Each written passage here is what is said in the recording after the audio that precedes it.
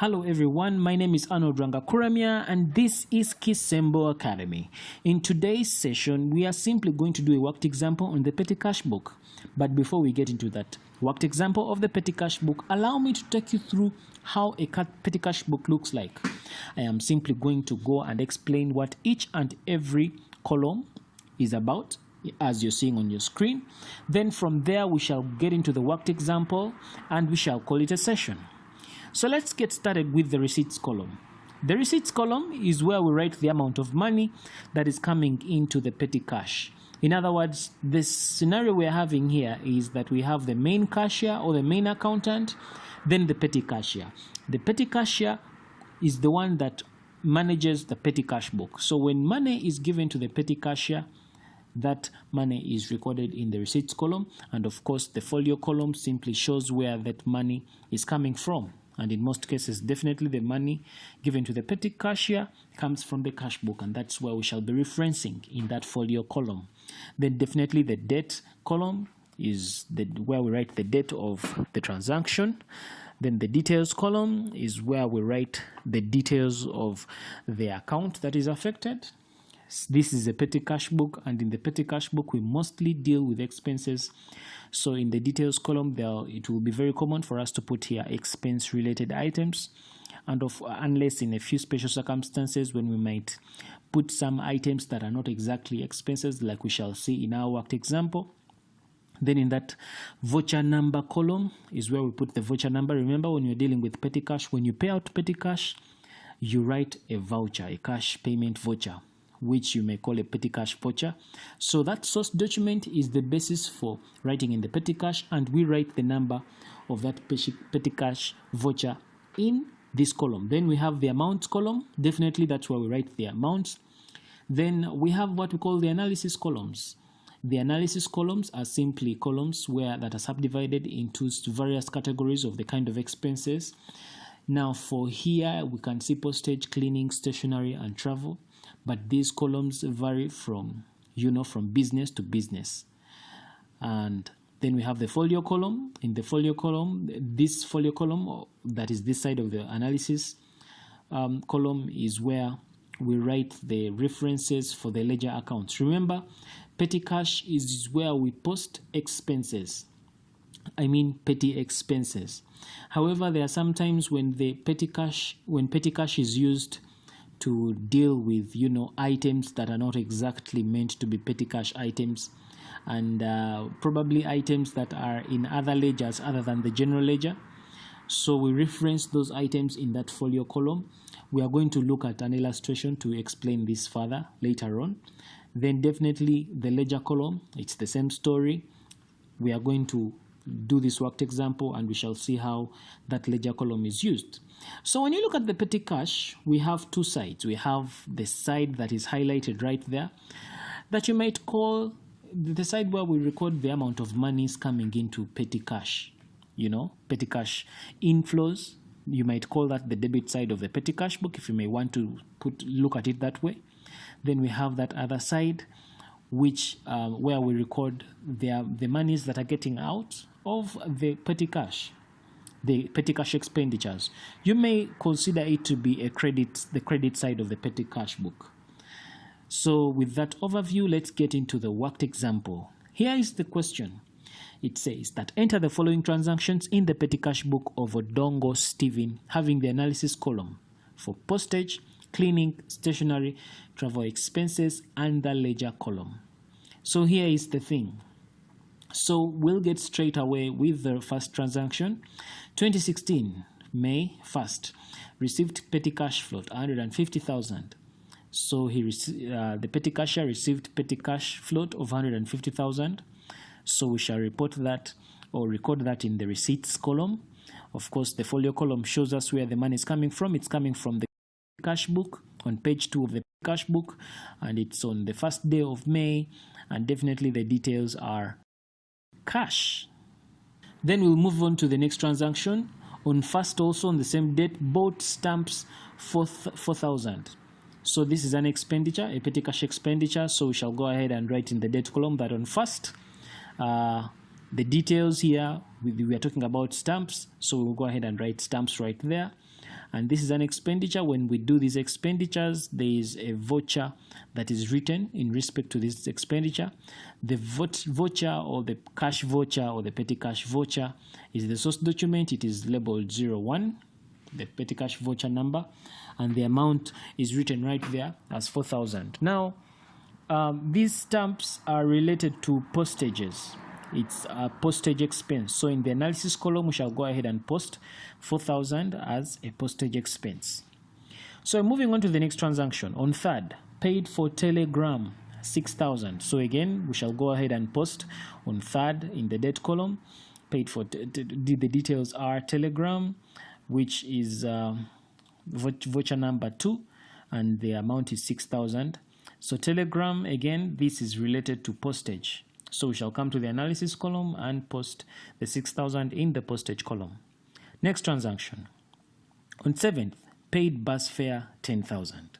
Again, we shall write in the date column that on 7th, the details are the bus fare, voucher number 3, and the amount is 10,000 that was paid. Now, bus fare, if you look at the analysis column, bus fare is a travel expense. So we shall go to the travel column and we shall post the 10,000 right there. So again, next transaction on 10th, bought gamma labels, 2,000. So we shall go ahead and say 10th, gamma labels, voucher number is 4, and the amount is 2,000. Now all amounts here are in Uganda shillings. So gamma labels, that sounds like stationery related expense. So we come to the analysis column and post the 2,000 under the stationery column. Then of course, we have the next transaction on 16th, floor polish, 7,000. So we go ahead and post the 6,000, 16th, the date column. Then the details are floor polish, voucher number is 5, and the amount here is 7,000. And definitely this is the floor polish we're using. This is a cleaning issue. So we go to the analysis columns and go to the cleaning column. That's a cleaning expense, and we post the 7,000 right there. So on 27th, paid for taxi fare, 8,000. So we go look for taxi fare. 27th, you put to 27th in the date column. Taxi fare, voucher number is 6, and the amount is 8,000. Taxi fare is a travel expense. So we go to the analysis column in the travel column, and we post the 8,000 right there. I think that is our final transaction. So we go ahead and add up the amounts. So we go to the amounts column and start adding up the amount of money we have spent that month. We add up the 6,000, the 4,000, the 10,000, the 2,000, the 7,000, the 8,000. We add them all that up and we end up with 37,000. So in other words, during this period, we have spent 37,000. We were given 150,000 at the beginning of the period or at the beginning of the month, and by 27th, and in other words, by towards the end of the month, we had spent 37,000. So now, next thing is to go ahead and add each and every analysis column. In other words, each and every expense column. We shall add up the totals in the postage column, the totals in the cleaning column, the totals in the stationery column, and the totals in the travel expense column. After adding these ones up, we are going to transfer those totals to the respective accounts in the general ledger. These being expenses, it means that when we go to the general ledger and we get to the respective accounts in the general ledger relating to these items, we are going to go ahead and debit these accounts. Like we are going to say, for example, postage. Postage, when we add the 6,000 plus 4,000, that is 10,000. So we shall go right ahead and put the 10,000 down there. Then we shall go to the general ledger, look for the postage expense account, and we debit it with the totals that we got from the petty cash book. That's why we shall set 10,000 right there. The other item affected is cash, which is found in the petty cash book, and it happened on that date. So we shall go into our next column, cleaning. That's the cleaning expense column. When we add it up, it is just 7,000. So we shall go to 7,000, then go to the general ledger, and we shall debit the cleaning expense account. Then the stationery column, it is 2,000 when you add it all up. So we shall post the 2,000 totals down there. Then we shall go to the stationery expense account and we shall debit the stationery expense account with 2,000. The other item affected is cash. This is in the petty cash book and it took place on that date. Then we go to the travel expense account, travel expense column. In the travel expense column, we have the 10,000 there and 8,000. When we add those two up, it becomes 18,000. So we go to the general ledger and post the travel expense account. We debit it by 18,000. The other item affected is definitely cash. And that took place on May 30th, like you are seeing on the last date of that month. So of course, after transferring these totals to the general ledger, for reference purposes, we write where we posted these things. So under the totals on the 10,000, we said that is GL1, which means it's general ledger page 1. The cleaning expense account is in general ledger page 2. The stationery expense account is in general ledger page 3. And the travel expense account is on general ledger page 4.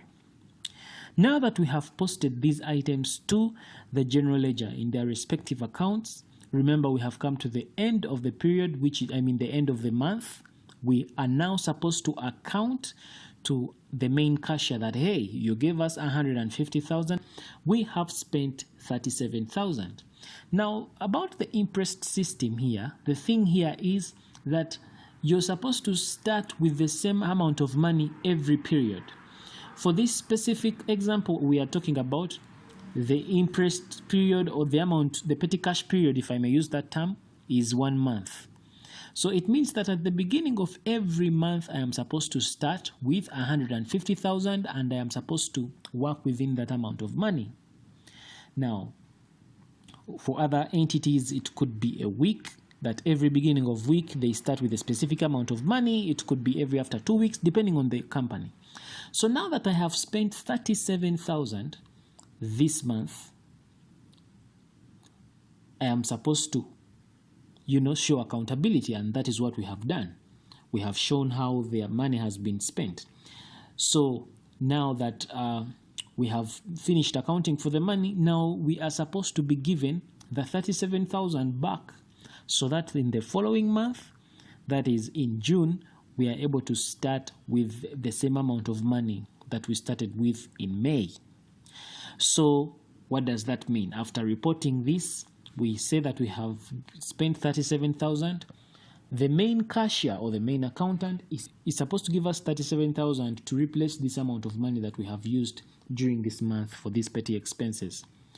So when he gives us that 37,000, we shall definitely go back to our receipts column at the end of the month, and that is on 30th, and we put the 37,000 right there.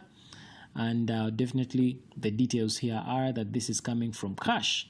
After they've given us that 37,000, now we shall go ahead and balance the receipts column and the amounts column. In other words, the receipts column is like the debit side, the amounts column is like the credit side.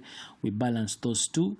So first, finding the totals. Of course, the receipts column is bigger with 187,000. So 187,000 is posted on each side of those columns. So after posting 187,000 on each side of those columns, so we shall go ahead and find the balance carried down. The balance carried down is 150,000, and definitely on the 1st of June of the following month, the balance brought down is definitely going to be 150,000, and the cycle repeats itself. So that is basically how the petty cash book works. We are supposed to be given we're supposed to start every period with the same amount of money, spend that amount of money during the month or during the 2 weeks or during the 1 week, depending on the company policy. Then after spending that amount of money, the main cashier is supposed to give us the money that we have spent so that we top up to the original amount, which is the original cash float. Then we start with it again. So now remaining here is we have not yet talked about the ledger column that is at the extreme end, the other side. Now, talking about the last column in the petty cash, which we're calling the ledger column. Here is the thing. Now, for starters, we say that petty cash is used to clear off small expenses during the course of business transactions. Now, sometimes petty cash may be used to clear off an item that is not in the category of small expenses, or simply put, sometimes petty cash may be used to pay off items that do not exist in the general ledger, but in other ledgers. If this happens, we post that figure in the ledger column. Let me illustrate this. Let's say that a supplier was paid using petty cash. This means the supplier's account is not in the general ledger, but rather in the purchases ledger. When this happens, we put the supplier's figures in the ledger column. Now let's say Chinawa. Chinawa's account of 8,000 is in the purchases ledger, and it was settled using petty cash on the 28th. Here, we shall go ahead and fill in the details.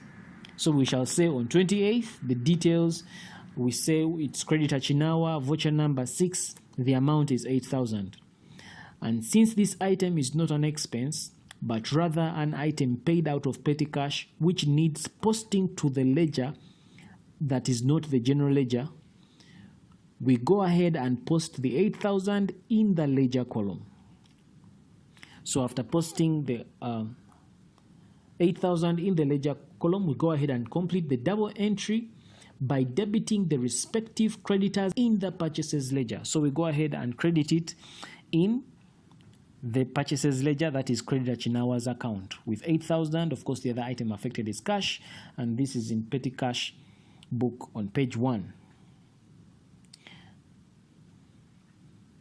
So of course, after finishing the double entry in that other account, of course we shall come back to the folio column, and we shall say that actually that other account that is not in the general ledger is found in the purchases ledger on page 1, and that's why we go ahead and say PL page 1 right there.